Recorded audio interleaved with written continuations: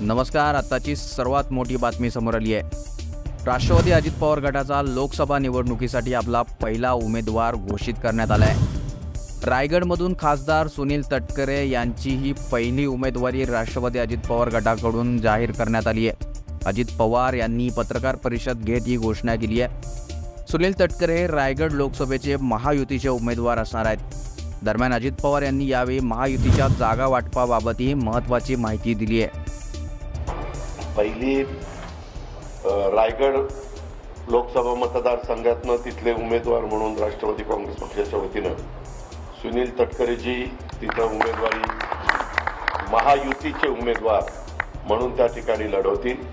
यामध्ये भारतीय जनता पक्ष, शिवसेना, राष्ट्रवादी काँग्रेस पक्ष, तसंच आठवले साहेब, तसंच कवाडे साहेब, तसंच सदाशिवराव खोत, तसंच रासपचे महादेव जानकर, तसंच विनय कोरे,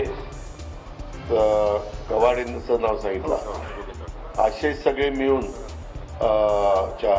खरात, सचिन खरात, असे सगळे घटक पक्षाचे आमचे मित्र पक्षाचे सगळे सहकारी मिळून आम्ही ह्या 48 जागा महाराष्ट्रातल्या लढवतोय.